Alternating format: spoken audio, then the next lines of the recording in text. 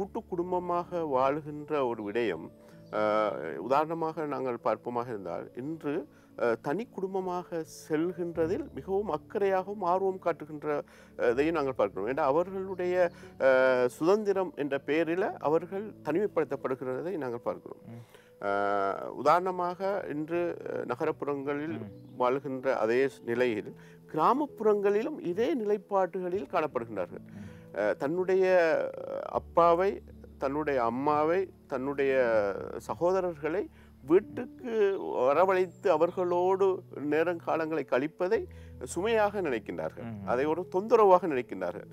தானும் தன்னுடைய பிள்ளைகளும் மட்டும் இருக்க வேண்டும் என்ற ஒரு சுயநலமான ஒரு சூழ்நிலைகளுக்கு இன்று எங்களுடைய சமூகம் தள்ளப்பட்டு கொண்டு வருகின்றது. மனநிலை மாறி இருக்கிறது. மனநிலை மாறி இருக்கிறது. அதாவது சொல்வார்கள், இந்த தொழில்நுட்ப அறிவுகள் வளர வளர நாங்கள் எங்களுடைய உறவுகளிலிருந்து தூரமாகிறோம். தொழில்நுட்பத்துக்கும் உறவினர்களுக்கும் எங்களுடைய மற்ற சொந்த பந்தங்களுக்கும் தொடர்புகள் இருக்கு. அதை பயன்படுத்துறதால உறவுகள் மீதான ஒரு ஆர்வம், ஈர்ப்பு, அன்பு, பாசம், கருணை குறைகின்றது என்று தான் நான் சொல்லுவேன். ஏனென்றால் உதாரணமாக நீங்கள் பார்த்தீர்கள் என்றால் முதல் எங்களுடைய அம்மாவோடு எங்களுடைய அப்பாவோடு இருக்கிறதை மிகவும் விரும்புவார்கள். அதே நேரம் தன்னுடைய பிள்ளைகள் தன்னுடைய அம்மா அப்பா தாத்தா பாட்டியோடு இருப்பதை அவர்கள் ஆரோக்கியமாக நினைத்தார்கள். இன்று அவர்கள் எவ்வாறு நினைக்கிறார்கள் என்றால் தேவைகளுக்கு மட்டும் பயன்படுத்திவிட்டு, உதாரணமாக என்று பார்த்தீங்கன்னு சொன்னால் அவர்கள் வேலைக்கு போக வேண்டும். வேலைக்கு போகிறதுனால் வீட்டில் உள்ள பிள்ளைகளை பார்ப்பதற்கு, அதை பாதுகாப்பதற்கு, பராமரிப்பதற்கல்ல. இதில் உள்ள வித்தியாசம் இதுதான். முதல் பராமரித்தார்கள், அவர்கள் பாதுகாத்து பராமரித்து அவர்களுக்கு நல்ல ஆரோக்கியமான வாழ்க்கையும் தன்னம்பிக்கையும் ஊட்டுகின்ற தாத்தா பாட்டிகளாக இருந்தார்கள். இன்று அவர்கள் நேரத்தோடு அதாவது அவர்கள் வேலை விட்டு வருகின்ற வரைக்கும் அவர்களை பயன்படுத்திவிட்டு அவர்களை பிறகு நீ அம்மா எத்தனை மணிக்கு போறீங்க வீட்டுக்கு, அப்பா வாரார் அவங்களை கூட்டிட்டு போறதுக்கு அப்படின்னு சொல்லாமல் விரட்டாமல் விரட்டி விடுகின்ற ஒரு காலகட்டம் தான் தற்போது இருக்கின்றது. சரி, இப்போ இந்த ஒரு முக்கியமான விஷயம் காய்ச்சது. இப்போ உறவினர்கள் வீட்டுக்கு வருவது கஷ்டமா இஷ்டமா அப்படின்னு கேட்கும்போது நிறைய கால் பண்ணி எங்களோட பேசியிருந்தாங்க. உறவினர்கள் வீட்டுக்கு வர்றது எங்களுக்கு கொஞ்சம் கஷ்டமாக இருக்குது, சில வேளை சொல்லாமல் வந்துடுவாங்க, அப்போ இதால் எங்களுக்கு தர்ம சங்கடம் ஏற்படுது, அவங்க வாரது விருப்பம் தான் ஆனால் வந்தால் கஷ்டமாக இருக்குது அப்படின்னு சொல்கிறாங்க. இந்த விஷயம் பிடிக்கல. நீங்கள் இப்போ உளவல ஆலோசகராக இருக்கிறீங்க, நிறைய கல விஜயம்லாம் மேற்கொண்டிருப்பீங்க, நிறைய குடும்பங்களோட காய்ச்சிருப்பீங்க. அவங்க வீட்டுக்கு வாரது இஷ்டமாக இருக்குது ஆனால் வந்தால் கஷ்டம் அப்படின்னு சொல்கிறாங்க. இந்த வசனம் என்ன, இந்த அர்த்தம் என்ன? இது என்னென்றால் அவர்கள் தற்காப்பு செய்து கொள்கிறார்கள் என்று தான் நான் பார்க்கிறேன். அதாவது அவர்கள் வருவதை விரும்பாமல் இவர்கள் இவ்வாறான ஒரு செயற்பாடுகளில் நடத்தைகளில் அவர்கள் காட்டுகிறார்கள். உதாரணமாக நீங்கள் பார்த்தீங்கன்றால் முன்னைய காலங்களில் முதல்ல வீட்டிற்கு ஒரு குடும்பம் தன்னுடைய உறவினர்கள், தன்னுடைய அண்ணன்மார்களோ அல்லது தன்னுடைய அப்பாமார்களோ அல்லது தன்னுடைய இரத்த உறவினர்களோ வருகின்ற பொழுது வீதி போயிட்டு அவர்களை வாசலோடு வரவேற்று வீட்டுக்குள் அழைத்து வருகின்ற நிலைமை காணப்பட்டது. கேட்ல இருந்து வீட்டுக்கு கூட்டு வருவாங்க. இன்று அப்படியான ஒரு நிலைமை இல்லை. உதாரணமாக நான் பார்த்தோம்னா இன்று பார்த்தால் அவர்கள் வாங்கன்னு சொல்லிட்டு இப்படி கீழே குடிஞ்சு கொண்டு தான் அவர்கள் போறார்கள். அப்போ நாங்கள் வந்தது இவங்களுக்கு விருப்பம் இல்லையோ அப்படின்ற ஒரு மைண்ட் செட், ஒரு மனநிலையை அவர்களுக்கு வருபவர்களுக்கு உருவாக்குகிறது. உண்மையிலேயே கஷ்டமா இருக்கலாம். உதாரணமாக இன்றைய பொருளாதார சூழ்நிலைகள் கஷ்டங்கள் இருக்குது, நான் இல்லை என்று சொல்லவில்லை. ஆனாலும் அதுவும் வாரவங்களுக்கும் தெரியும். ஆனாலும் தன்னுடைய உறவுகளோடு கொஞ்ச நேரம் கழித்து இன்று பாருங்கள், கூடுதலாக நாங்கள் என்ன செய்கின்றோம், வேலை வேலை வேலை என்று மன அழுத்தத்துக்கு உட்படுகின்றோம். இன்று எங்களுடைய பெரியப்பாவை எங்களுடைய பிள்ளைகளுக்கு தெரியாமல் இருக்கின்றது, எங்களுடைய சித்தப்பாவை எங்களுடைய பிள்ளைகளுக்கு தெரியாமல் இருக்கின்றது. முன்னைய காலங்களில் நான் பார்த்தோம்னா சித்தப்பா என்றால் ஒரு மரியாதையும் ஒரு பயமும் அங்கு காணப்பட்டது. மரியாதையும் கலந்த பயம் என்றால் ஒரு மரியாதை. அதே மாதிரி பெரியப்பா என்கின்ற போது ஒரு மரியாதை, தாத்தா என்கின்ற பொழுது ஒரு மரியாதை. தற்போது அது இல்லை, அது அவ்வாறான சூழல் காணப்படவில்லை. பிள்ளைகளை கூப்பிட்டு உன்னுடைய பெரியப்பா வந்திருக்கிறார் வா என்று சொன்னால் பிள்ளைகள் வீட்டுக்குள் இருந்து கொண்டு வராமல் இருக்கின்றார்கள். அந்த சூழ்நிலைகளை இன்று எங்களுடைய வீடுகளில் உருவாக்கவில்லை. அது என்ன காரணம் என்றால் அவர்கள் சொல்லி வளர்க்கவில்லை. பிள்ளைகளோடு சொல்லி வளர்க்க வேண்டும். சொல்லி வளர்ப்பதற்கு உறவினர்கள் வீட்டுக்கு வருவது குறைவு தான் சொல்லி வளர்க்க முடியும். நிகழ்ச்சியை பார்த்து கொண்டிருக்கின்ற உங்களுடைய கருத்துக்களையும் உங்களுடைய சந்தேகங்களையும் நீங்கள் தீர்த்து கொள்ளலாம். உறவினர்கள் வீட்டுக்கு வருவது இஷ்டமா கஷ்டமானு நாங்கள் இப்போ காய்ச்சி கொண்டிருக்கோம் செவ்வாய்க்கிழமை கதைச்ச தலைப்போடு. எனவே நீங்களும் அழைப்பினை ஏற்படுத்தி உங்களுடைய கருத்துக்களை பகிர்ந்து கொள்ளலாம். இன்னொரு விஷயம், நீங்கள் ஒரு முக்கியமான விஷயம் சொன்னீங்க, வார உறவினர்களுக்கும் நாங்க யார் உறவினர் வீட்டுக்கு போறோமோ அங்க கஷ்டம் இருக்குன்னு தெரியும். சரி, உறவினர்கள் வீட்டுக்கு வந்தாங்க, அன்போட வரவேற்று அவங்களோட பேசிட்டு இருக்கும் போது அவங்களுடைய கஷ்டத்தை நாங்க பகிர்ந்து கொள்கின்ற பொழுது சில வேளை எங்களுக்கு இருக்கின்ற மன அழுத்தம் குறையலாம், அல்லது எங்களுக்கு ஏதாவது ஒரு சொல்யூஷன் கிடைக்கலாம். நீங்க கஷ்டப்படுறீங்க, சரி நான் உதவி பண்ண, இப்படியாவது ஒரு விஷயம் கிடைக்கலாம் இல்லையா? இப்போ வாரத்துக்கு முதலே நாங்க தடுத்துட்டா அப்படியான சில உதவிகள் கூட கிடைக்காம போகக்கூடிய வாய்ப்பு இருக்கு இல்லையா? கட்டாயம். இதுக்கு நிறைய உதாரணங்கள் தற்போது சொல்லலாம்.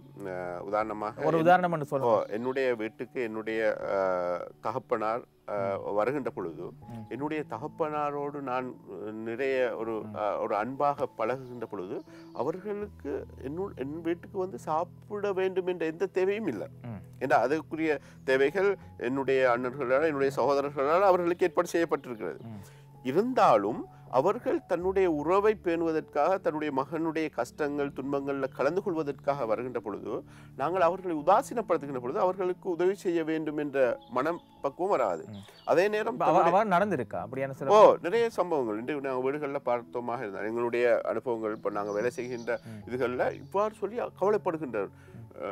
இந்த சார் எனக்கிட்ட இவர்கள் இந்த ஒன்றும் தரவு தேவையில்லை, அன்பாக ஆறுதலாக என்னை வரவேற்று இருக்கிறத தந்து அனுப்பியிருந்தா கூட எனக்கு சந்தோஷமா இருந்திருக்குமே சார், ஆனால் இவர்கள் இன்றைக்கு அப்படி நடந்து கொள்ளவில்லையே, எனக்கு சரியான கவலையா இருக்குது இது சொல்லி எங்களுடன் கவலைப்பட்டு மன வேதனைப்படுகின்ற மன அழுத்தங்களுக்கு உள்ளாகின்ற என் உறவுகள் இவ்வாறு பிரிஞ்சிருக்கிறது, என்னுடைய மகன் என்னை கவனிக்கிறார்கள் என்று வயதானவர்கள் எங்களிடம் வந்து முறைப்படுகின்ற என்னுடைய பேரப்பிள்ளையை கூட எனக்கு இன்னும் தெரியாது, எனக்கு இன்னும் அவங்க அனுப்புறதில்ல, ஏதாவது பற்றுமோ அல்லது நாங்கள் அந்த பிள்ளைகளோடு மிகவும் இந்த அன்டிசென்ஸாக நடந்து கொள்வோமோ, பிள்ளைகளுடைய பழக்க வழக்கங்கள் மாற்றங்கள் வந்து விடுமோ என்று சொல்றாங்க சார் அப்படின்னு சொல்றாங்க. ஆனால் நாங்களெல்லாம் இன்று வளர்ந்தது எங்களுடைய சமூகங்களோடு தான், எங்களுடைய மாமிர பிள்ளைகளோடு எங்களுடைய பெரியப்பட பிள்ளைகளோடு போயிட்டு விளையாடுவோம், அவர்களோடு சேர்த்து ஓடி பிடித்து விளையாடுவோம், ஆற்றங்கரைகளுக்கு போயிட்டு ஆற்றங்கரையில் குளித்து நீந்து விளையாடுவோம், குளக்கரைகளுக்கு போயிட்டு குளங்கள் அதே போல மீன்கள் பிடித்து விளையாடுவோம். இதனால் எங்களுடைய ஆளுமைகள் எங்களுடைய அறிவுகள் இன்றைக்கு சமூகத்துக்கு சமூக பணியை செய்வதற்கு மிக இலகுவாக இருக்கிறது.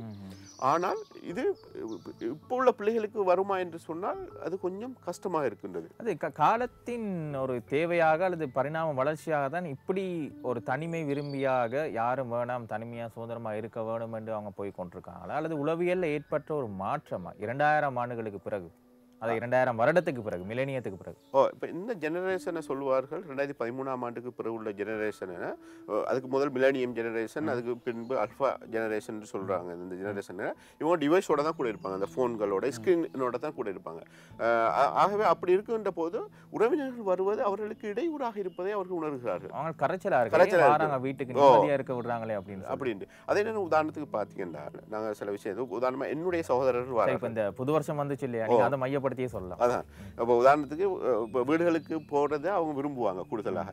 இப்போ நான் கண்ட அனுபவம், இப்போ அதாவது அப்பட குடும்பம் கணவருடைய குடும்பங்கள் வந்தால் மனைவி அதுக்கான வேற்றுமையை பிள்ளைகளிடம் காட்டிக்கொண்டே இருப்பார், முகபாவத்திலே காட்டிக்கொண்டிருப்பார். உதாரணமாக பெரியப்பா வாராருண்டா வீட்டுக்கு, பெரியப்பா சொல்லுவார் அவங்ககிட்ட சில பிஹேவியர் நடத்தைகள், உதாரணமாக நாங்கள் வளர்ந்த அந்த ட்ரெடிஷனல் இல்லைன்னு சொன்னால் அந்த முறைகள் இல்லாமல் அந்த பிள்ளைகளுடைய நடத்தைகள் ஃபோன்கள் கூடுதலாக பார்த்து கொண்டு இருக்குது, அல்லது பிள்ளை கதைக்கிற விதங்கள் பிள்ளையாக இருக்குது, ஒரு ஆளோட மரியாதை கொடுக்கறது குறைவாக இருக்குதுன்னு சொன்னால் அவர் சொல்ல ஏன் தம்பிர பிள்ளை தானே என்ற உரிமையோடு அன்று அப்படி தானே இருந்தோம் நாங்கள், அந்த உரிமையோடு அவர் சொல்லுவார் நீங்கள் எப்படி இருக்கக்கூடாதுன்னு. உடனே என்ன செய்வாங்க, அந்த முகபாவத்துல அம்மா அவக்கு சப்போர்ட் பண்ணி அது நல்ல ஒன்றதை கெடுத்து விட்டுறாங்க. அப்ப மறைமுகமா அவ வாரத்தை இவங்க விரும்புறாங்கல்ல, அதே மாதிரி அவங்க வாரத்தை கணவர் பக்கம் இருந்து விரும்புறாங்கல்ல. இப்படி இரண்டு பேருக்குள்ளையும் இடையிலான ஒரு புரிந்துணர்வு இல்லாத குடும்ப சூழல் இன்று தற்காலத்தில் ஒவ்வொரு வீடுகளிலும் காணப்படுகிறோம். இதை நாங்கள் நேரடியாக கண்டு அனுப்புவோம். இப்போ நீங்கள் சொன்ன இன்னும் ஒரு விஷயம், நல்ல ஒரு விஷயம், இப்போ வீட்டுக்கு உறவினர்கள் வந்த பிறகு அவங்களுடைய பேர பிள்ளைகளோ சில நடத்தை மாற்றம் ஏற்படும் போது இப்போ முன்பு இருந்த பெரியப்பா சித்தப்பா உரிமையோட சொல்லுவாங்க இதை செய்யற அப்படின்னு சொல்லி, ஆனால் அவர்களுக்கான ஒரு மரியாதை கிடைக்கும். ஆனா இப்போ இருக்கிற ஆக்கள்கிட்ட சொல்ல போனா எங்கட சுயமரியாதை இல்லாம போயிருமோ அப்படின்னு நிறைய பேர் சொல்லாமலே விட்டுருவாங்க. இதை நீங்க தவறுன்னு பாக்குறீங்களா அல்லது சுயமரியாதையை காப்பாற்றிக் கொள்கிற விஷயமா பாக்குறீங்களா? இல்லை, நான் தவறுன்னு தான் பாக்குறேன். ஏன் நான் அப்படி பாக்குறேன் என்றால், இப்ப என்னுடைய குடும்பத்துக்கு என்னுடைய சகோதரங்களுக்கு என்னுடைய குடும்ப விடயத்தில் அக்கறை இருக்கிறது. உங்களோட அண்ணன் மகள் அப்படி நான் சொல்லணும். என்னுடைய மகனுக்கு மகளுக்கு எனக்கு என்னுடைய அண்ணன் என்னுடைய தம்பி என்னுடைய அப்பா என்னுடைய அம்மா எனக்கு சொல்லணும்ன்றதை நான் எதிர்பார்க்கணும். அப்ப நான் அந்த விடயத்தை சொன்னால்தான் அவர்கள் இந்த குடும்பத்தில் இந்த பிரச்சனைகள் இருக்குது, இதை நாங்கள் தீர்க்க வேண்டும் என்று நினைப்பார்கள். உதாரணமா பாத்தீங்கன்னா நினைப்பாருங்க, நிறைய பிரச்சனைகள் பிள்ளைகள் துஷ்பிரயமாவதற்கான காரணம் என்ன? அங்க அம்மா அப்பா மறைப்பதுதான். அதாவது வெளியில தெரியக்கூடாது என்பது, மூன்றாம் மனிதருக்கு தெரியக்கூடாது என்பது அது ஒரு சாதாரணமான விஷயம், அதே ஒரு யதார்த்தமானது.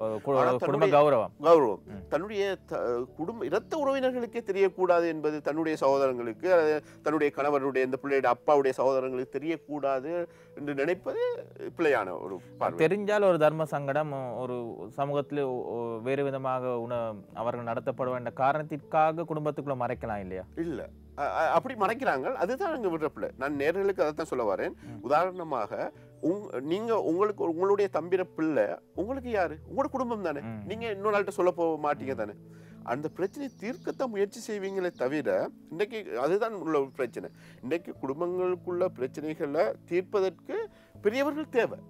ஏன்னா எல்லா குடும்பங்கள்லையும் இன்றைக்கு இருக்கிற கால சூழ்நிலைக்கு ஏற்ப பிரச்சனைகளை இலகுவாக எங்களுக்கு வந்துடுது. அந்த பிரச்சனையை தீர்க்க தெரியாமல் ரகசியமாக தீர்க்க முயற்சி செய்து பெரிய ஒரு பிரச்சனையாக மாறி பிள்ளை ஒருவேளை அந்த வீட்டிலிருந்து வெளியில் எங்கேயாவது செல்ல போய் அல்லது துஷ்பிரயோகத்துக்கு உண்டானது பிறகு சமூகத்துக்கே அல்லது எல்லா ஊடகங்களுக்கும் தெரிஞ்சதுக்கு பின்பு குடும்ப உதவி கேட்டுவே இல்லை. அப்ப அதற்கு வருமுன் காப்போம்ன்ற மாதிரி தான். அப்ப அதுக்கு முன்பே பெரியவர் கூப்பிட்டு என்னுடைய பிள்ளையோட பிரச்சனை இப்படி இருக்குது, சித்தப்பாண்ட வகையில, பெரியப்பாண்ட வகையில, மாமாண்ட வகையில, தாத்தாண்ட வகையில, பாட்டின் வகையில நாங்க இதை டிஸ்கஸ் பண்ணணும், இதை தீர்க்க வேண்டும் என்று இன்னைக்கு உட்கார்ந்து இருந்து யார் கதைக்கிறாரு? கதைப்பதற்கான நேரமும் இல்லை. புரிந்து கொள்றதுக்கான மனநிலையும் பிள்ளைகளிடமும் அவர்களை சார்ந்த பெற்றோர்களிடம் குறைவாக காணப்படுகிறது. இதுதான் காரணம். உதாரணமாக உங்களுக்கு நான் சொல்லாமல் தெரிய வந்தால் நீங்க இன்னொரு பேர்ட்ட சொல்லத்தான் போறீங்க. ஏன் நீங்க சொல்ல போறீங்க? உங்களுக்கு அந்த விடயத்தை உண்மைப்படுத்துவதற்காக நீங்க சொல்ல போறீங்க. அதுக்கு பிறகு நான் அதை தெரியும். நீங்கள் இப்போ என்னுடைய அண்ணன் இப்படி இன்னொரு ஆள்கிட்ட என்னுடைய தங்கையிட்ட கேட்டு இருக்கிறாரு, என்னுடைய பிள்ளை தொடர்பாக என்னுடைய வீட்டு சூழல் தொடர்பாக கேட்டிருக்கிறாரு, அவர் என்னிடம் நேரடியாக கேட்டிருக்கலாமே என்று ஆதங்கத்தின் வெளிப்பாடாக கூட கதைகள் பரவப்படலாம். எஸ். அப்ப அதுக்கு முதல் அவருக்கு மனசாட்சி கூட நான் இந்த அண்ணன்ட்ட இதை பத்தி சொன்னேன்னா, அண்ணன் ஒருவேளை உண்மைப்படுத்துறதுக்காக கேட்டிருக்கலாம். அதுக்கப்புறம் நாங்க என்ன செய்யறது?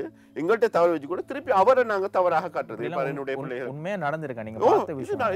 நான் கண்ட அனுபவங்களை தான் உங்களோட பயன். சரி, திருமணத்துக்கு பிறகு நீங்கள் திருமணம் முடித்திருக்கிறீங்க. திருமணத்துக்கு பிறகு கூட்டு குடும்ப வாழ்க்கை இந்த காலத்துல சாத்தியமானதாக காணப்படுதா? நிறைய பேர் அழைப்பினை ஏற்படுத்தி சொல்லியிருந்தாங்க, இல்லை கூட்டு குடும்பம் போகிறது கொஞ்சம் கஷ்டம், ஏன்னா மாமியார் பிரச்சனை இருக்குது, அதே நேரத்தில் நிம்மதியாக எங்களால் இருக்க முடியாது, வெளியில் போகிற நான் பெர்மிஷன் கேட்டு போகணும், இப்படி நிறைய கேள்விகளுக்கு பதில் சொல்ல வேண்டி இருக்கிறதால நாங்கள் தனியாக போய் சந்தோஷமாக இருக்கிறோம். இப்போ நிறைய கணவன்மார் அழைப்பினை ஏற்படுத்தி சொல்லியிருந்தாங்க, அம்மாவுக்கும் மனைவிக்கும் இடையில் பிரச்சனை வராமல் இருக்கணும் அப்படின்னா நாங்கள் தனியாக இருக்கிறோம், ஆனால் கவலையாக இருக்குது அப்படின்னு சொல்லியிருந்தாங்க. நீங்கள் உங்களோட பார்வையில் எப்படி? உண்மையிலே இது ஒரு கவலையான ஒரு விஷயமாக தான் நான் பார்க்கிறேன். உண்மையிலே பெரியவங்க எங்களுடைய சுதந்திரங்களை தடை செய்யும் போது கஷ்டமாக இருக்கிறது தான், இல்லை இல்லை. ஆனால் அதை நாங்கள் ஒழுங்குபடுத்தி கொள்ளலாம் என்று நான் நினைக்கிறேன். ஒழுங்குபடுத்தி கொள்ளலாம். அதே நேரம் இப்போ கூட்டு குடும்பம்ன்றது போது இப்போ உள்ள சூழ்நிலைக்கு ஒரு வேளை தன்னுடைய அம்மாவோட பக்கத்து வீட்டிலேயாவது இருக்கிற அளவுக்கு ஒரு வீட்டில் இல்லாட்டியும் அந்த வீட்டுக்குள்ளே உதாரணமாக நீங்கள் எங்களுடைய இந்த தமிழகாம பிரதேசங்களில் பார்த்தீங்கன்னு சொன்னால் ஒரு வீடு தான் வழங்கும். உள்ளுக்குள்ளே போயிட்டு பார்த்தா அவங்களோட தங்கச்சிட வீடு, அண்ணன் வீடு, அந்த வளவுக்குள்ள எல்லா வீடுகளும் இருக்கும். ஏதாவது ஒரு பிரச்சனைண்டா இப்போ இவங்க வெளியில் எங்கேயாவது பயணம் போகிறாங்கண்டா அந்த பிள்ளையை கூட்டி போகாத சூழ்நிலை வரும்போது அதை தன்னுடைய அண்ணன்ட்டையோ தன்னுடைய தங்கச்சிட்டையோ அல்லது தன்னுடைய அக்காட்டையோ விட்டுட்டு போகக்கூடிய நிலைமைகள் காணப்படும். தனித்தனி வீடுகள் குறைந்து, நான் என்ன சொல்ல வேண்டாம், குறைந்து அவ்வாறாவது இருக்கணும். அதுக்கு ஏன் நான் இதை சொல்லுகிறேன் என்றால் தற்போதுடைய சூழலில் 2 பேரும் வேலை செய்கின்ற பொழுது, இது வவுனியாவில் நடந்த சம்பவம் ஒன்று நான் உங்களோட பகிர்ந்து கொள்ள நினைக்கிறேன். 2 பேரும் வேலைக்கு போகிறதுனால பிள்ளைக்கு சுகம் இல்லாதனால பிள்ளை பாடசாலைக்கு போக முடியாத ஒரு சூழ்நிலை ஏற்பட்டிருக்குது. பிள்ளையை வீட்டில் அவர்கள் வைத்து விட்டு கதவை மூடி விட்டு போன்ற நேரம் இதை கண்ட பக்கத்து வீட்டாரால் அதை ஆய்வு அது பிறகு இன்வெஸ்டிகேஷன் செஞ்சது பிறகு கண்டுபிடிக்கப்பட்ட ஒரு விஷயம் தான் இது. பக்கத்து விட்டார்கள் அந்த பிள்ளை துஷ்பிரயோகத்துக்கு உட்படுத்தப்பட்டிருக்கு. இதுவே ஒரு கூட்டு குடும்பமாக இருந்திருந்தால் அல்லது பக்கத்தில் அவங்களுடைய இரத்த உறவினர்கள் இருந்திருந்தால் இந்த சம்பவம் நடக்காமல் தவிர்ந்திருக்கலாமோ என்ற ஒரு கேள்வி எனக்குள்ள வருகிறது.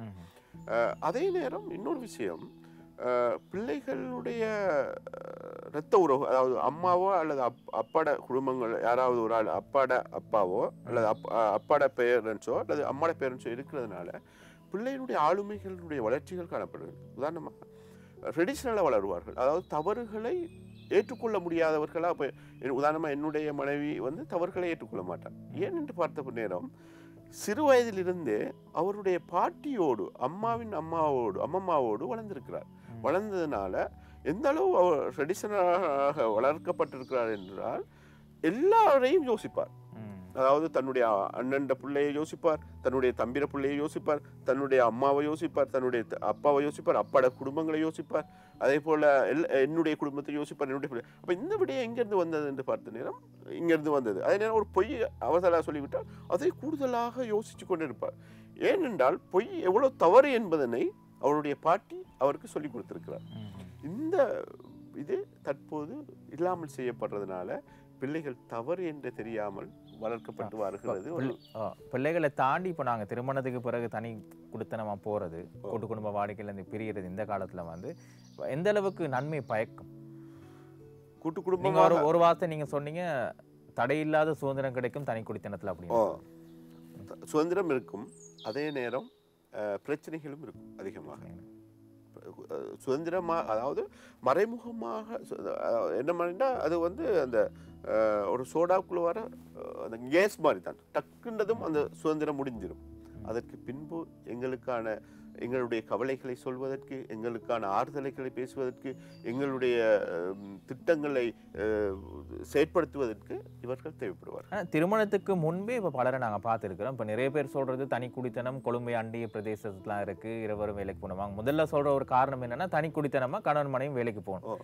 ஆனா கணவன் வேலைக்கு போய் மனைவி வீட்டில் இருக்கிற பல தனி குடித்தனங்கள் கொழும்புலையும் இருக்கு. கொழும்பு நகரம் தான் அண்மையில் உதாரணம் எடுப்பாங்க. ஆனால் இதை தாண்டி நாங்கள் வெளியே போய் பார்த்தாலும் தனி குடித்தனம் நிறைய பேர் இருக்கிறாங்க. கிராமத்திலே இருக்கு. இப்போ எங்களுடைய கிராமங்கள்ல பார்த்தா, எங்களுடைய கிராமம் அதாவது தமிழகம் போன்ற கந்தளை போன்ற பிரதேசங்கள் ஒரு கிராமத்தை அண்டிய அழகிய ஒரு இயற்கையான வளங்களை கொண்ட கிராமங்கள். அதே போல வவுனியா போன்ற பிரதேசங்கள், கிழக்கு மாகாணங்கள். ஆனால் அவர்கள் தனியே இருக்கிறது தான் விரும்புகிறார்கள், தனிமையை கூடுதலாக விரும்புகிறார்கள். அவங்களோட சுதந்திரங்களை அவர்கள் விரும்புகிறார்கள். என்ன காரணம் தனிமையா இருக்கு? இந்த காலங்கள், அதாவது அவர்கள் என்ன நினைக்கிறார்கள் என்றால், அது தன்னுடைய பெற்றோர்கள் தங்களோடு இருப்பது, தன்னுடைய சகோதரர்கள் தன்னை சுற்றி இருப்பது ஒரு இடையூறாக நினைக்கிறார்கள். இல்லாட்டி இன்னும் நான் இப்போ சின்ன பிள்ளையா இருக்கும் போது அம்மா அப்பாவுக்கும் அண்ணா தம்பிக்கும் வந்து நான் கொஞ்சம் பயந்துட்டு இருந்தேன். என்ன சொன்னா என்ன அவங்க கண்ட்ரோல் பண்ணிக்கிருக்கான். சார் திருமணம் முடிச்சதுக்கு பிறகு அதே அவங்களோட கண்ட்ரோல்ல நான் இருக்கணுமா, எனக்கான ஒரு சுதந்திரமான வாழ்க்கை வேணும் அப்படின்னு சொல்லி தனிமையில போறாங்களா? என்னென்றால் இதில் ரெண்டு விஷயம் இருக்குது. ஒன்று, ஓவராக, அதாவது கூடுதலாக அக்கறை எடுப்பதும் பிரச்சனை, அக்கறை இல்லாமல் இருப்பதும் பிரச்சனை. இதை நாங்கள் தான் சரி செய்து கொள்ள வேண்டும், நாங்கள் தான் புரிந்து கொள்ள வேண்டும். எந்த அளவுக்கு எல்லாத்துக்கும் ஒரு எல்லை இருக்குத்தானே, அந்த எல்லைகளை சரியாக வரையறுக்காமல் விட்டுவது தான் இங்குள்ள பிள்ளைகளாக பார்க்கப்படுது. இந்த விஷயத்துல எந்த எல்லையை நீங்க நிர்ணயிக்கலாம்? அதாவது ஒரு பிரச்சனைகள் தன்னுடைய நீங்க சொன்ன மாதிரி என்னுடைய அண்ணனை நாங்கள் எடுத்துக்கொண்டால், இப்போ என்னுடைய அண்ணன் எந்த விடயத்தில் எவ்வளவு தூரம் வரையலாம், என்னுடைய அக்கறை, அதாவது தன்னுடைய தம்பி நல்லாக இருக்கணும், அவருடைய வாழ்க்கையை அவர் சிறப்பாக அமைச்சு கொள்ளணும் என்றால், தன்னுடைய வைஃபோடு நான் வெளியில போறது விஷயங்கள், தன்னுடைய வைஃபோடு உதாரணமாக வச்சுக்கொள்ளுங்களேன். இப்போ எந்த வருமானம் எனக்கு 1 லட்சம் என்றால், இப்போ என்னுடைய வருமானத்தை தாண்டி நான் செலவு செய்கிறேன், வைஃபை கூட்டிட்டு சுத்துறேன்னா இந்த இடத்துல அவர் தலையீடு செய்யலாம். ஆனால் என் வைஃபை நான் ஒரு கிழமையாவது எங்கேயாவது கூட்டிட்டு போறதையும் இவர் தடை செய்வாராகன்னா அங்கதான் பிரச்சனை. அந்த எல்லையை தான் நான் சொல்கிறேன். கூடுதலான மீள்மிச்சமான செலவுகள் ஏற்பட்டு என்னுடைய தம்பி கடனாளியாக மாறுகிறான், சமூகத்தில் இழுக்குகளை உருவாக்கி கொண்டிருக்கிறான் என்ற போது அவர் தலையிடலாம். ஆனால் எடுத்ததுக்கெல்லாம் தலையிடுகின்ற அந்த சூழ்நிலைகள் இருக்கக்கூடாது. நீங்க சொல்ற மாதிரி பர்சனல் லைஃப், தனிப்பட்ட விடயங்கள், என்னுடைய மனைவி சார்ந்த விஷயங்கள், என்னுடைய இன்னும் தனிப்பட்ட விடயங்கள்ல குடும்ப உறுப்பினர்கள் தலையீடு அதிகமா இருக்கும் பொழுது கூட்டு குடும்பம்ல உண்மையாக இருக்கிறதுக்கு தர்ம சங்கடமா தான் இருக்கும் இல்லையா?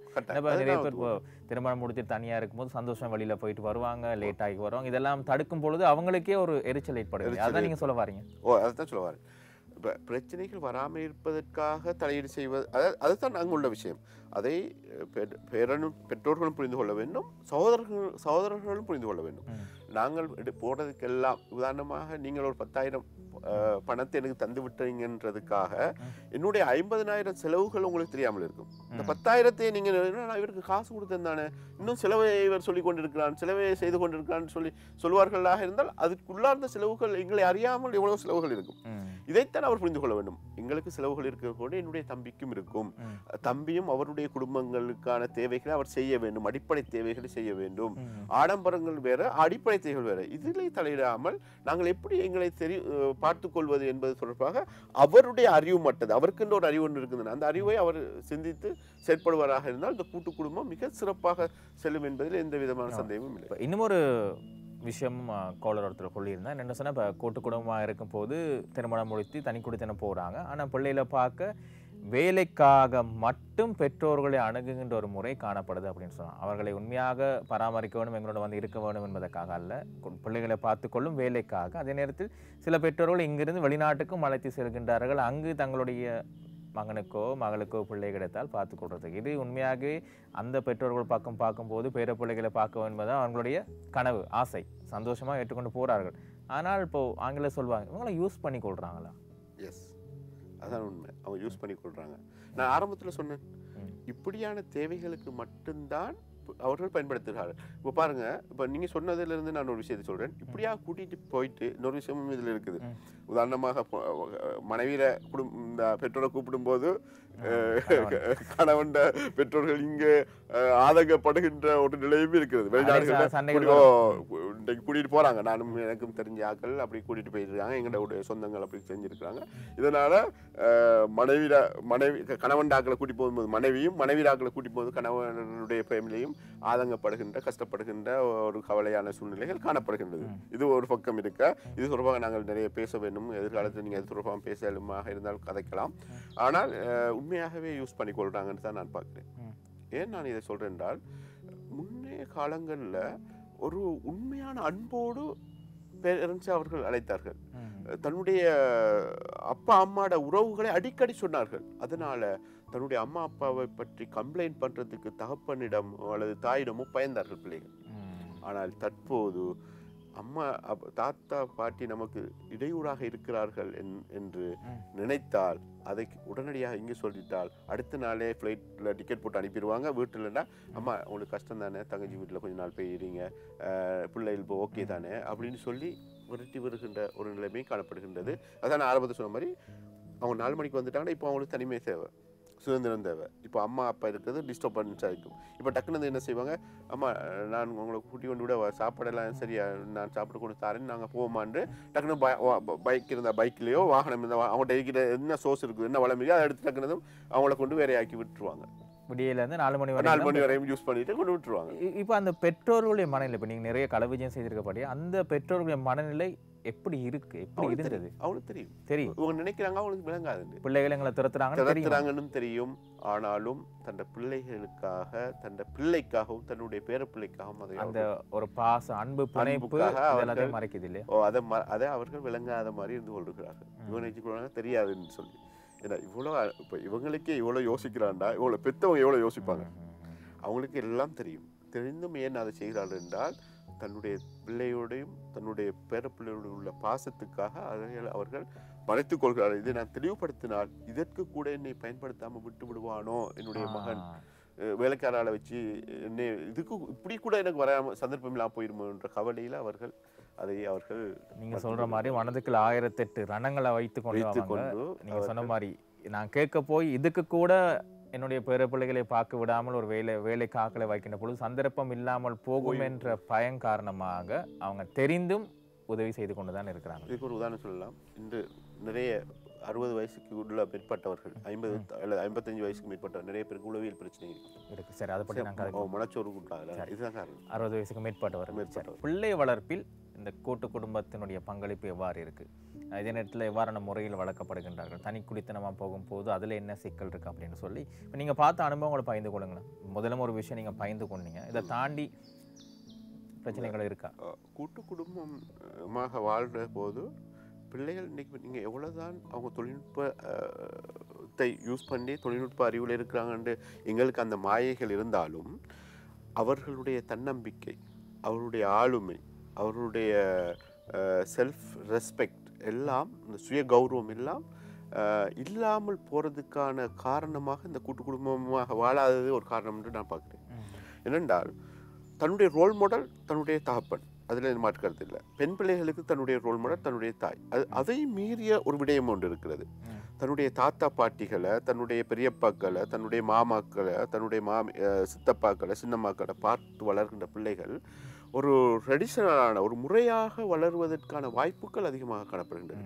நீங்கள் பார்த்தீங்கன்னு சொன்னால் இன்றைக்கு அந்த கிரியேட்டிவ் மைண்ட், அதாவது ஒரு விஷயத்தை அவர்கள் இந்த யோசித்து செய்யக்கூடிய அந்த மைண்ட் வந்து என்னுடைய ஆய்வுகளின் படி, நான் செய்த என்னுடைய அந்த ரிசர்ச்சின் படி ஒரு தாத்தா பாட்டிலேருந்து தான் கிடைக்குது. அவர் சொல்கின்ற அந்த கற்பனை கதைகள், அதுதான் ஒரு பிள்ளையை இன்றைக்கு ஒரு பெரிய எழுத்தாளர்களாகவும் பெரிய சிந்தனையாளர்களாகவும் மாற்றின்ற அந்த வரலாறு. சில நேரங்களில் நீங்கள் கேட்டீங்கன்னா சொல்லுவாங்க, பொதுவாக பெரிய பெரிய எழுத்தாளர்கள், பெரிய பெரிய விஞ்ஞானிகள், பெரிய பெரிய படைப்பாளிகளை நீங்கள் கேட்டிங்கன்னா என்னுடைய பாட்டி சொன்ன கதைகள், அவருடைய கற்பனை கதைகளைத்தான் நான் உள்வாங்கி நானாக யோசிக்க தொடங்கினேன், நான் சிந்திக்க தொடங்கினேன். சில திரைப்படங்கள் கூட அப்படி வந்திருக்குது, நீங்கள் பார்த்துருக்கலாம். அப்போ அந்த விடயம் இன்று இல்லாமல் போகின்றது. முதல்ல என்ன செய்வாங்க, பிள்ளைகள் பாட்டியை கட்டிப்பிடிச்சு அவர்கள் சொல்லுகின்ற கதைகளை கேட்டு தூங்கினார்கள், நித்திரைக்கு போனார்கள். இன்று அந்த நிலைமை பிள்ளைகளுக்கு இல்லாமல் போகின்றது. ஒரு ஃபோனோடு அவர்களுடைய தூக்கம் நித்திரைகள் செல்கின்றது. முன்னைய காலங்களில் தன்னுடைய இரத்த உறவினர்களோடு, தன்னுடைய தாத்தா பாட்டிகளோடு சென்ற அந்த தூக்கங்கள், நித்திரைகள் இன்று வெறுமனே ஃபோன்களோடு செல்வதை நாங்கள் பார்க்கணும். இது ஒரு துரஷ்டவசமான ஒரு உண்மை. நீங்கள் பாதகமாக பார்க்குறீங்க அல்லது இப்போ நிறைய பேர் சொல்லலாம் இது காலத்தினுடைய வளர்ச்சி, பரிணாம வளர்ச்சி. இப்போ நாங்கள் இதை தாண்டி இப்போ செல்ஃபோன் இல்லாமல், தொழில்நுட்பம் இல்லாமல் எப்படியும் எங்களால் பயணிக்க முடியாது, இல்லை அப்படின்னா ஒரு இடத்துல தான் இருக்க வேண்டி வரும்.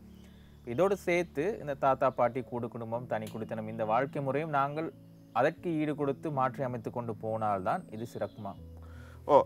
இதில் சில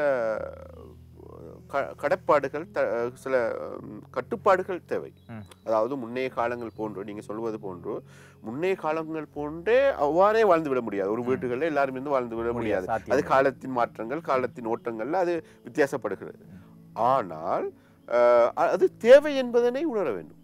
எது தேவை, எது தேவை என்பதனை அது தன்னுடைய கூட்டாக இருக்கின்ற அந்த குடும்பங்களுடைய அந்த உறவு முறைகள், அந்த பார்வைகள், பிள்ளை வளர்ப்புகளை கட்டாயம் தேவை. தாத்தாவோ பாட்டியோ எங்களால ஒரு கிழமை ஃபுல்லா வச்சிருக்க முடியாது. சரி, கிழமையில 2 நாள் அவங்களோட நேரங்களை கழிக்கின்ற, அவர்களை வீட்டில் கூப்பிட்டு அவர்களோடு இந்த ஃபோன்களை கொஞ்ச நேரம் வைத்து விட்டு இதுகள். ஏன்னா அதனால சைட் எஃபெக்டும் எங்களுக்கு வருது தானே. ஃபோன் வந்து நீங்கள் பார்த்தீங்கன்னு சொன்னால் இந்த செல்ஃபோனில் நிறைய விஷயங்கள் நாங்கள் செஞ்சுட்டு போயிடும். அது தேவை, நான் இல்லைன்னு சொல்லலை. ஆனால் அதுவே வாழ்க்கையாக இருக்கக்கூடாது என்பதை தான் நான் பேசுகிறேன். செல்போனுக்குள்ள எங்களுடைய வாழ்க்கை போகக்கூடாது. உதாரணங்களை கண்ட்ரோல் பண்ணக்கூடாது. நித்திரைக்கு செல்லும் முன்பு போனை நாங்கள் வேறையாக வைக்க வேண்டும். அதனால் ஏற்படுகின்ற அந்த டிவைஸ்கள், அதனுடைய இதுகள் வந்து எங்களுடைய தூக்கத்தை குறைக்கின்ற போது, தூக்கம் இல்லாமல் போகின்ற போது அதனுடைய பக்க விளைவுகள் என்ன, அதனுடைய மன அழுத்தம் என்னன்றது எங்களுக்கு தெரியும். அந்த நேரம் எங்களுடைய தாத்தா பாட்டிகளோடு நாங்கள் கதைக்கின்ற பொழுது, அல்லது அவர்களோடு எங்களுடைய காலங்களை செய்கின்ற பொழுது அது வித்தியாசம். அது தொடர்ந்து செய்ய இல்லாது, நீங்கள் சொன்ன மாதிரி ஒரு குறிப்பிட்ட நேரமாவது அதுகளை கொஞ்சம் தன்னை மாற்றிக்கொள்வதற்கு, தன்னை அதில் இருக்கின்ற போது மன அழுத்தங்களுக்குள்ளாகிறோம் தானே, அதை இல்லாமல் ஆக்கிக் கொள்வதற்கு உறவினர்களோடு நாங்கள் சென்று உறவினர்களுடைய கதைகளை கேட்பது, உறவினர் நல்லது சொன்னால் நாங்கள் கேட்க வேண்டும் என்ற சூழ்நிலைகளை உருவாக்கி கொள்வது, அவர்களோடு, அவருடைய சகோதரர்களோடு, அவர்களுடைய பிள்ளைகளோடு, நாங்கள் சகோதரர், என்னுடைய பெரிய படப்பிள்ளை, என்னுடைய சித்தப்பட பிள்ளை, என்னுடைய மாமியோட பிள்ளை, மாமாட பிள்ளை என்று அவர்கள் அந்த இரத்த உறவுகளோடு விளையாடுவது, அவர்களுக்கு இடையிலான ஒரு அந்நியங்களை ஏற்படுத்திக் கொள்வது, அவர்களுக்கு இடையிலான நல்ல விடயங்களை பேசிக்கொள்வது, கெட்ட விஷயங்கள் பேசுகின்ற பொழுது அதை ஒழுங்குபடுத்திக் கொள்வது, இந்த விடயங்கள் அடிக்கடி நடக்க வேண்டும். அதையாவது நாங்கள் செய்யவில்லை என்றால் பிள்ளைகள் நாளை அவர்களுடைய வளர்ப்பில், அவர்களுடைய தன்னம்பிக்கையில், அவருடைய ஆளுமையில் அது மிகப்பெரிய தாக்கத்தை செலுத்தும் என்பதில் எந்த மாற்று கருத்தும் இல்லை. உங்களுக்கு தெரியும், இலங்கையில் சில பாடசாலை செல்லும் மாணவர்கள் தவறான வழிநடத்தலுக்கு உள்ளாக்கப்பட்டிருந்தார்கள், சிலர் தற்கொலை செய்து கொண்டிருக்கிறார்கள். இப்படி நிறைய விஷயங்கள் நீங்களும் படித்திருக்கிறீங்க. இப்போ உண்மையாகவே இப்போ பாடசாலை செல்லும் மாணவர்கள் கவுன்சிலிங் போகிறாங்க, உளவல ஆலோசனை நாடுறாங்க. இது நாங்கள் தவறுன்னு சொல்ல வரவில்லை. அதனால் இந்த கவுன்சிலிங், உளவல் ஆலோசகர் துணை, அவர்களுடைய கருத்துக்கள் இதெல்லாம் முன்னைய காலத்தில் வீட்டில் யார் செய்தது? பெரியப்பா, சித்தப்பா, தாத்தா, பாட்டி. இந்த கூட்டு குடும்பம் இல்லாமல் போனதால் இவங்க இப்படி இந்த பக்கம் யோசிக்க ஆரம்பிச்சுட்டாங்களோ. அங்கே போகிறது நாங்கள் தவறுன்னு சொல்ல வரல, தவறான முடிவுகளை நோக்கி போகிறாங்களோ. தற்கொலை பண்ணுறது, மதுபோதைக்கு அடிமையாதல், போதைப் பொருளுக்கு அடிமையாதல். எனவே எங்கேயோ ஒரு இடத்துல நாங்கள் பெரியோராக ஏதோ ஒரு தவறு பண்ணியிருக்கிறோம் இல்லையா? இதுக்கு நிறைய உதாரணம் சொல்லலாம். உதாரணமாக 15 வயசு பொடியன் வாரது லேட்டாகி வீட்டுக்குள்ளே நேரடியாக போயிட்டு ரூமில் தூங்குறது, நித்திரைக்கு போகிறது, வாரது நித்திரைக்கு போகிறது. ஆனால் நித்திரை போகல, அவன் ட்ரக்ஸ் பாவிச்சுட்டு வந்து தன்னுடைய வீட்டுக்கு விளங்காமல் உள்ளுக்குள்ளே போகிறதுனால அவன் அதுக்கு எடிக்ட் ஆகி அது பெரிய ஒரு பிரச்சனையானதுக்கு பின்னால் தான் தெரிய வந்துச்சு இவன் ட்ரக்ஸுக்கு எடிக்ட் ஆகி இருக்கிறான்னு. கூட்டு குடும்பமாக இருந்திருந்தா, அங்கே தாத்தா பாட்டி இருந்திருந்தா, தாத்தா பாட்டி அடிக்கடி வருபவராக இருந்திருந்தா, இவனுடைய நடத்தைகள்ல அவருடைய அனுபவங்களை வைத்து அவர்கள் அதை கண்டுபிடித்திருப்பார்களா இல்லையா, ஆரம்பத்தில் தடுத்திருப்பார்களா இல்லையா? இது நான் கண்ட விடயங்கள். இதுதான் இங்குள்ள மிகப்பெரிய பிரச்சனை. இன்று மனிதன் தவறு செய்வதற்கான தனிமை என்ற பேர்ல தவறு செய்வதற்கான சூழ்நிலைகளை நாங்களாக உருவாக்கி கொள்கிறோம். தட்டி கேட்பதற்கு யாரும் இல்லை என்ற தைரியம். அடுத்தது நாங்கள் எங்களுக்கு என்று தனி ரூம் இருக்கிறது, அம்மா அப்பாவை நாங்கள் ஏமாற்றி விடலாம் என்ற அந்த மனோபாவம், அந்த சூழ்நிலைகள் அது உருவாக்கப்பட்டிருக்கிறது அந்த வளர்ப்பில். அதனால போயிட்டு இன்னொரு பாரதூரமான விஷயம், இப்போ திருமணம் முடித்ததுக்கு பிறகு, தனி குடித்தனமாக இருந்து திருமணம் முடித்ததுக்கு பிறகு அந்த ஜோடிக்கு தாங்கள் பெற்றெடுத்த பிள்ளையை எப்படி வளர்ப்பது என்று தெரியாமல் சில கோர்சஸும் போகிறதா நான் கேள்விப்பட்டேன். இது உண்மையாக பொய்யான்னு தெரியாது. பிள்ளையை வளர்க்குறதுக்கு ஒரு கோர்ஸ் போகணுமா அப்படின்னு பார்க்கும்போது ஒரு பாரதூரமான விஷயம் இல்லையா? அதே அந்த ஜோடி கூட்டு குடும்பத்தில் இருந்திருந்தா இப்படி போக வேண்டிய அவசியம் இருந்திருக்காது இல்லையா? நான் பதில நீங்கள் சொல்லுங்கள் அந்த காலருக்கு பிறகு. வணக்கம். ஹலோ, வணக்கம். வணக்கம் ஐயா. வணக்கம் ஐயா. யாரையா பேசுறீங்க? எங்க இருந்து பேசுறீங்க? நான் புலனறுவையில இருந்து அப்துல் காதர் பேசுறேன். சொல்லுங்க ஐயா. புலனறுவையில இருந்து அப்துல் காதர் பேசுறேன். நேரடியா நீங்க கேள்வி கேட்கலாம். என்ன விஷயம் என்ற கேள்விக்கு முதல் நீங்க அந்த சரியான பாயிண்டை நான் பார்த்துட்டு இருந்தேன். என்னண்டா, அந்த பிள்ளைகள் எப்போது வழி தவறார்கள் என்றால் அந்த பாடசாலைக்கு செல்ற பிள்ளைகள் தான் வழி தவறுறதாக கூடுதலாக நாங்க பாக்குறோம். சாதாரண பாடசாலை இடைநடுவில் விட்டும் அதை அப்படியும் 1-2 நடக்குது. இருந்த போதிலும் இந்த முக்கிய காரணம் எந்த அனுபவத்தை பொறுத்த, எனக்கு 70 வயசு, இந்த அனுபவத்தை பொறுத்தளவில் இப்ப பிள்ளைட கையில போனும் ஒன்று இருக்குது. மற்றது தூரத்து பாடசாலை, அதாவது ஜனாதிபதியும் அதைத்தான் விரும்புறாரு. அன்மித்த திட்டம் அவர் வருத்தால் ஒரு 1/2 மணி நேரத்துக்குள்ள வீடு திரும்பக்கூடிய பெரிய உயர் படிப்புகள் உள்ள பாடசாலை மிக குறைவு இலங்கையில. இதனால அந்த பிள்ளை போயிட்டு வர நேரம் அவர்கள் வாழ்க்கையில அவர் சொத்து போற சந்தர்ப்பங்களுக்கு அவர் போய் படிக்க போற நேரத்தை அவர் டவுட்டை கிளியர் பண்றதுக்குரிய ஆட்கள் வீட்டில இல்லாம இருக்கும். அதை சூழல்ல அதுக்குரிய டியூஷன் சென்டர்கள் இல்லாம இருக்கும். அதுகளை அந்த பிள்ளைகளோட அடிமனத்தில் என்ன இருக்கு, எப்படி இருக்குது அந்த கேட்கறதுக்குரிய தாய் தப்பனுக்குள்ள அந்த திராணி அவங்களுக்கு அந்த கேள்வி ஞானம் இல்லாம இருக்கும். அல்லது அந்த அந்த விஷயங்கள் தெரியாம இருக்கும். இன்னொரு காரணங்களால எங்க பிள்ளை படிக்க அனுப்பணுமே ஒரு கொஞ்சம் பட்டின பிரவேச மாதிரி பிள்ளை அனுப்பிட்டு அந்த பிள்ளை கூடுதலாக வீட்டுக்குள்ள வந்தவுடன் அவனுக்கு வேற வழி இல்லை. அவனுக்கு வழிகாலாக இந்த போனை பாவிக்கிறான். போனை பாவிக்கிற அதே மட்டத்தில் உள்ள நண்பர்களை தேடுறான். அதெல்லாம் கூடுதலாக.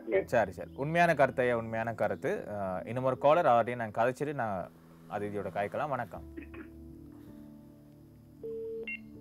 வணக்கம், அழைப்புல இருக்கிறீங்களா? சொல்லுங்க ஐயா, எங்க இருந்து பேசுறீங்க ஐயா? பாருங்க, இந்த கூட்டு குடும்பம் தனி குடும்பத்தை பத்தி காய்ச்சி கொண்டு இருக்கிறோம். என்னன்னா, கூட்டு குடும்பங்களும் மிக நல்ல காரியங்கள் இருக்கு. தனி குடும்பங்களா இருந்து கூட்டு குடும்பமா வாழ முடியுன்றதுதான் இந்த கருத்து. கூட்டு குடும்பம்ன்றது ஒரே வீட்டுக்குள்ள இருக்கிறது மட்டும் கூட்டு குடும்பம் இல்ல. அக்கம் பக்கத்துல இருக்கிறதும் ஒரே ஊருக்குள்ள தனித்தனியா குடும்பங்களா வாழ்ந்து அதே குடும்பங்கள் ஒரு கூட்டு குடும்பம் மாறி வாழ்றதும் ஒரு கூட்டு குடும்பம் தான். உண்மையான விஷயம் ஐயா, உண்மையான விஷயம். இந்த கருத்தை நீங்க ஒரு அடுத்த கட்டத்துக்கு எடுத்துட்டு போயிருக்கீங்க. அவர் சொன்ன ஒரு விஷயம், கூட்டு குடும்பம் ஒரே வீட்டுக்குள்ள வாழ்றது இல்ல. நீங்க ஒரு சமூகமும் ஒரு கூட்டு குடும்பம் தான். அதாவது அந்த சமூகத்துக்குரிய அவேர்னஸோட இருக்கணும். நான் இந்த சமூகத்தில் இருக்கிறேன், உங்களோட சமூகத்தின் மீது அக்கறையா இருக்கிறேன்னா உங்களை அவர்கள் பாதுகாப்பாரு, உங்கள் பிள்ளைகளை அவர்கள் பாதுகாப்பாரு. இந்த பாலியல் துஷ்பிரயோகம், சுரண்டல்கள், சிறுவர் மீதான இப்படியான விஷயம் நாங்க தொடர்ச்சியா கேள்விப்பட்டு கொண்டு. இதே நீங்க ஒரு 20 வருஷத்துக்கு முன்னால பாத்தீங்கன்னா நீங்க உங்களோட பிள்ளைய பக்கத்து வீட்டுல விட்டுட்டு போவீங்க, உங்களோட வீட்டு சாவையை பக்கத்து வீட்டுல கொடுத்துட்டு போவீங்க.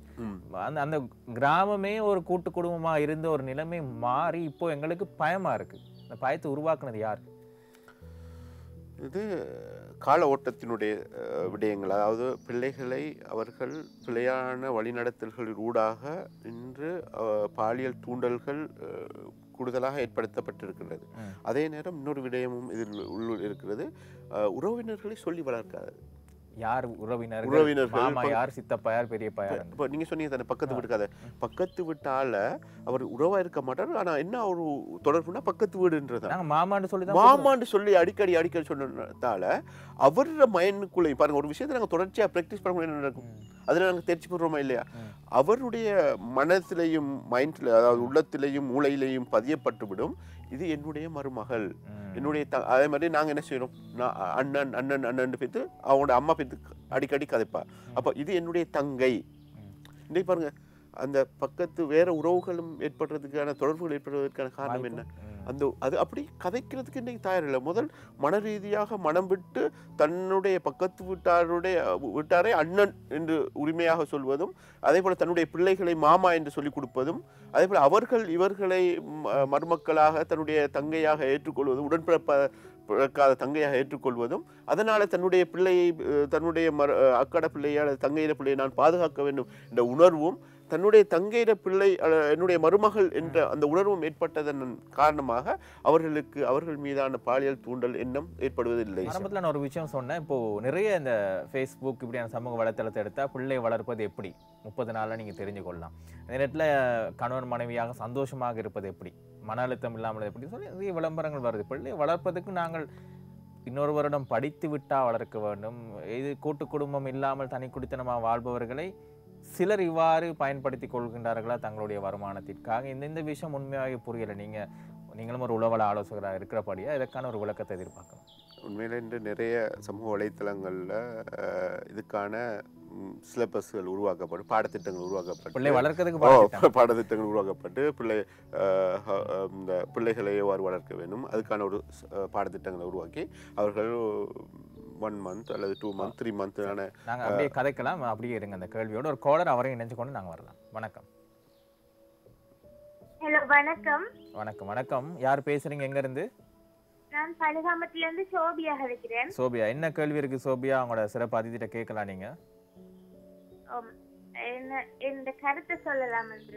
சொல்லுங்க. என்னண்டா, கூட்டு குடும்பத்துல வந்து ஹெல்ப் பண்றது, ஒருவருக்கு ஒருவர் உதவி செய்யறது கூடுதலா இருக்கும். ஒற்றுமை வந்து அதிகமா காணப்படும், ஒற்றுமையா இருப்பாங்க. நான் வந்து தனி குடும்பம், ஆனா எங்க அப்பா வந்து கூட்டு குடும்பம். நீங்க என்னத்தை மிஸ் பண்றீங்க தனி குடித்தனமா இருந்து? அப்பாவும் நானும் அம்மாவும் தான் தனி குடும்பமா இருக்கிறோம். ஆனா தாத்தா பாட்டி பக்கத்து வீடுதான். அதனால எனக்கு நிறைய தாத்தா பாட்டி அறிவுரைகள் எல்லாம் கிடைச்சிருக்கு. அதனால கூட்டு குடும்பம் தான் எனக்கு பிடிக்கும். சரி, சந்தோஷம் சோபியா, சந்தோஷம் இணைந்து கொண்டமைக்காக. சரி, நீங்க அந்த பிள்ளை வளர்ப்பு தொடர்பான சிலபஸ் எல்லாம் போறதை பத்தி சொன்னீங்க, அதை பற்றி பகிர்ந்து கொள்ளலாம். அதே மாதிரி கணவன் மனைவி உறவுகள் தொடர்பான பாடத்திட்டங்கள் எல்லாம் இன்று நிறைய விழிப்புணர்வுகள் உளவள ஆலோசகர்களால் உளவாளர்களால் நடத்தப்பட்டு வரதை நாங்கள் பார்க்குறோம். அதுக்கான காரணம், அடிப்படை காரணம் என்னென்றால், எங்களுடைய இந்த நேர் சொன்ன மாதிரி தான் அவங்களுடைய ஆலோசனைகள் இல்லாமல் நாங்கள் தனிமையில் இருந்து, இப்போ நாங்கள் தனியாக இருக்கும்போது இன்றைக்கு என்னுடைய கணவனோட எவ்வளோ சண்டை பிடிச்சாலும் யாரும் கேட்கறதுக்கு இல்லை, என்னுடைய மனைவிக்கு நான் எவ்வளோ அடித்தாலும் யாரும் கேட்கறதுக்கு இல்லை, என்னன்னு நான் செஞ்சு கொள்ளலாம். இன்னைக்கு பாருங்கள், நிறைய டிவோர்ஸ் வருதுக்கான ரீசன் இந்த தனி குடும்பங்கள் தான். இன்றைக்கு நிறைய டிவோர்ஸுக்கு காரணம் என்ன? அதே நேரம் நிறைய பேர் தன்னுடைய மனைவி விட்டு இன்னொரு மனைவியோடு தொடர்பு ஏற்படுத்துவதற்கான காரணம் என்ன? இந்த தனி குடும்பம். தன்னை எப்பொழுதுமே ஒவ்வொரு மனிதனுக்கான ஒரு செல்ஃப் செக்யூரிட்டி, அதாவது ஒரு பாதுகாவலர் இருந்து கொண்டே இருக்க வேண்டும். ஒன்று அவர்கள் தங்களை பாதுகாத்துக் கொள்வதற்கான ஒரு ஒரு ஒரு சுய கட்டுப்பாடு இருக்கணும், அல்லது இவ்வாறான ஒரு பெரியவர்களுடைய உதவிகள் அவர்களுக்கு அடிக்கடி தேவைப்படுகிறது. இதனால் தான் இந்த ஹோஸ்கள் இதை பயன்படுத்தி கொண்டவர்கள் தான் அவர்கள் என்ன செய்கிறார்கள், இவர்களுடைய இந்த சமூகத்தினுடைய பலவீனமாக அதை பார்த்து அதுக்கான ஒரு பாடத்திட்டத்தை உருவாக்கி இன்றைக்கு சமூக வலைத்தளங்களில் இவ்வாறான பாடத்திட்டங்கள் செல்வதற்கான காரணம் அதுதான். இப்போ உதாரணமாக நீங்கள் தனிமையில் இருக்கிறீங்க என்று விளங்கினால்தான் உங்களை ஏதாவது செய்ய வேண்டும் என்ற எண்ணம் எனக்கும் அல்லது இன்னொருவருக்கும் வரும், உங்களுக்கு எதிரானவருக்கு வரும். நீங்கள் ஒரு கூட்டாக இருக்கிறீர்கள், உங்களுக்கு பின்னணியில் நிறைய பேர் இருக்கிறார்கள் என்கின்ற பொழுது அவர் மீது நாங்கள் ராஜ்குமார் மீது கை வச்சோம்னா அவங்களோட அண்ணன் தம்பி வந்து இறங்கிடுவான். நீங்க சொல்றத நாங்க கிராமப்புறங்கள்ல சாதாரணமாக கேள்விப்படுகிற விஷயம். நீ பாருங்க, அந்த கூட்டாக இருக்கிற ஒற்றுமையாக இருக்கிற குடும்பங்களை கூட்டாக நான் அந்த கூட்டு குடும்பத்துல இன்னொரு நான் விஷயத்தை சொல்ல வருகிறேன். நாங்க பயந்து கொள்ளும் ஒரு கோலர் இருக்கிற அந்த காட்சியில் இந்த டைரக்டா இந்த விஷயத்துக்கு சரி அழைப்பு துண்டிக்கப்பட்டு விடுதுன்னு நினைக்கிறேன். சரி நீங்க பயந்து ஓகே. அதாவது ஒற்றுமையாக இருப்பதை நான் இங்கு வலியுறுத்துகிறேன். கூட்டாக இல்லாவிட்டாலும் அவர் என்னுடைய ஒரு கோலர் சொன்னது போல நாங்கள் அதுக்குள்ளேயே பிரிந்து அந்த ஏரியாவுக்குள்ளேயே அல்லது ஒரு பக்கத்து வீடுகளிலே ஒன்றாக இல்லாமல் ஒரு வீட்டில் இல்லாமல் இருக்கின்றதை விடவும் ஒற்றுமையாக இருக்கிறோம் என்பதனை காட்டிக்கொண்டால் அந்த குடும்பத்துக்கு பாருங்க தனி மரியாதை ஒன்று கிடைக்கும், தனி கௌரவம் ஒன்று கிடைக்கும், தனி பாதுகாப்பு ஒன்று இருக்கும். நான் எந்த தைரியத்திலையும் எனக்கு வெளியில போயிட்டு வரலாம். ஏன் என்னுடைய குடும்பம் என்னுடைய அண்ணன் தம்பிகள் என்னை பாதுகாப்பார்கள், எனக்கு அவர்கள் பாதுகாப்பாக இருக்கிறார் என்ற மனோபாவம் எனக்குள்ள உருவாக்கப்படுகின்றது. இந்த ஒரு பிரச்சனை என்று வருகின்ற பொழுது அப்போதான் நிறைய பேர் கூட்டு குடும்பத்தினுடைய அவசியம் புரியும். இப்போ நீங்கள் தனி குடித்தனமாக இருந்து உங்களுக்கு பெரிய வருத்தம் வந்து எழும்ப முடியாது, நடக்க முடியாது, ஹாஸ்பிட்டலில் அட்மிட் ஆகிட்டீங்க, மனைவி மட்டும்தான் இருக்கிறா, பிள்ளையும் இருக்குது, நீங்கள் எப்படி சமாளிப்பீங்க சிச்சுவேஷன்? இதே கூட்டு குடும்பமாக இருந்தால் நிறைய பேர் உங்களுக்கு வந்து உதவி செய்வாங்க, உறவினர்கள் வந்து பார்ப்பாங்க, ஒரு என்ன சொல்கிறது ஒரு சந்தோஷமான அவர்களை பராமரிக்கக்கூடிய ஒரு வாய்ப்பும் இருக்கும். இதுதான் இந்த தனி குடித்தனத்துக்கு இருக்கின்ற ஒரு மிகப்பெரிய பாதிப்பாக ஒரு கோலரும் சொல்லியிருந்தார். அதைப்படி நான் கேட்கலாம்.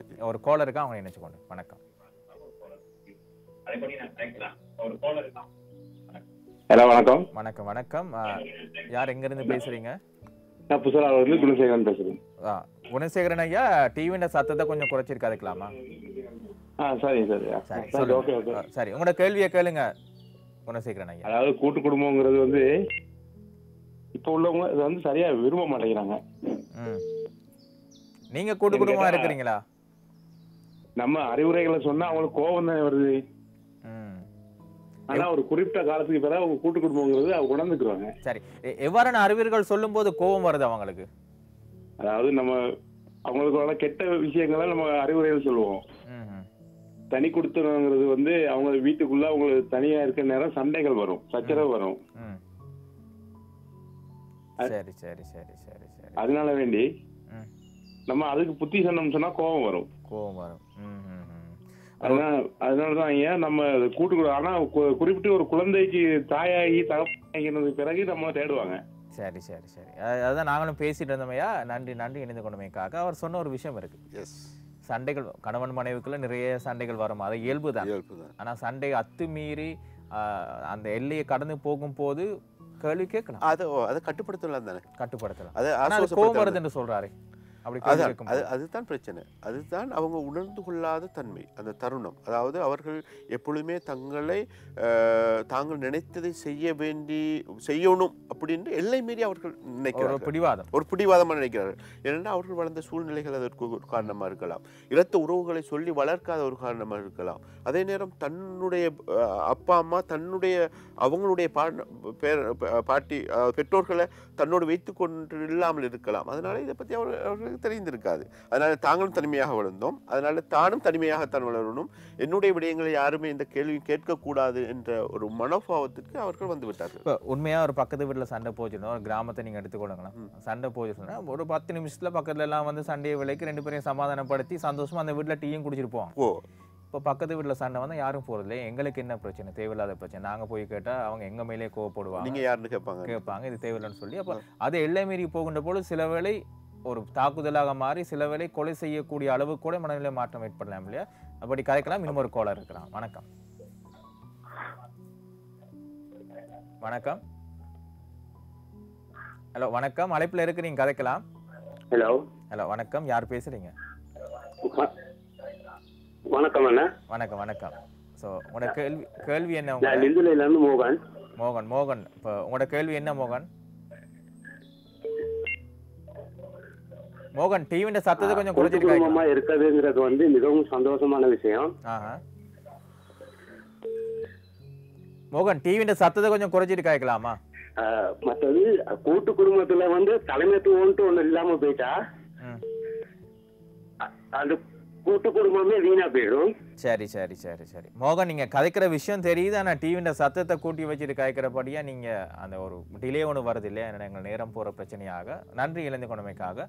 நீங்கள் அதை விட்ட இடத்துலேருந்து தொடரலாம். அதான் இப்போ நீங்கள் இன்னொரு கேள்வி ஒன்று கேட்டீங்க, அதை நாங்கள் விட்டுட்டோம். அதாவது இன்று அவங்க கணவன் மனைவியாக தனிமையாக வாழுகின்ற பொழுது அவர்களுக்கு ஆலோசனை வழங்குவதற்கு யாரும் இல்லாமல் எங்களுடைய ஆஃபீஸில் என்னுடைய சக உத்தியோகத்தரால் பெனிக் அட்டாக், அதாவது அவர்களுடைய கை காலெல்லாம் ஒரு யோசித்து ஒரு விஷயத்துக்கு தீர்வு இல்லாமல் ஒரு பக்கவாதமாக மனநிலையாக பாதிக்கப்பட்டு நோயாளியாக மாறி இருக்கிற இதை நாங்கள் நேரடியாக கண்ட ஒரு விஷயம். என்ன காரணம்னா இதுதான் காரணம். அவர்களுக்கு அந்த ஆசுவாசப்படுத்துகின்ற பிரச்சனைகள் வருகின்ற பொழுது அதை தன்னுடைய யாராவது கலந்து ஆலோசிக்கின்றதுக்கு யாருமே இல்லை. அது உள்ளுக்குள்ள இருந்து ப்ரெஷர் மாறி மாறி அதுகள் ப்ரெஷர் கூடி.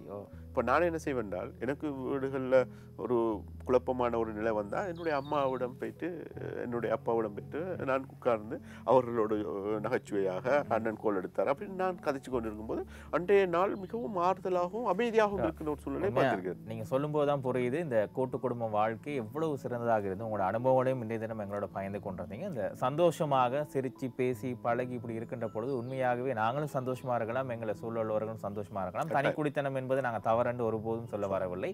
காலநிலை மாற்றம், சூழ்நிலை மாற்றம், தனி குடித்தனம் போவர்களும் நாங்கள் தவறெனும் சொல்லவும் முடியாது. இருந்தாலும் கூட தனி குடித்தனம் போறவங்களும் கூட்டு குடும்ப வாழ்க்கைக்கு நீங்க போயிட்டு வரலாம். எனவே அந்த ஒரு இன்பத்தை சந்தோஷமான விஷயத்தை நாங்கள் உள்வாங்கி கொண்டு உணராவது செய்யணும்ன்றதுதான் நாங்கள் எங்களுடைய ஆதங்கம். எனவே காலை வேளையிலே திருகோணமலையிலிருந்து இங்கே வருகை தந்து உளவியல் ரீதியாக பல ஆலோசனைகளை வழங்கிய திரு முகமது சலீல் ரியால் அவர்களுக்கு சக்தி டிவியின் சார்பாக எங்களுடைய மனப்பூர்வமான நன்றிகளை தெரிவித்துக் கொள்கின்றோம். இவ்வாறான பல முக்கிய விடயங்களை எங்களோடு பகிர்ந்து கொண்டமைக்காக நன்றி.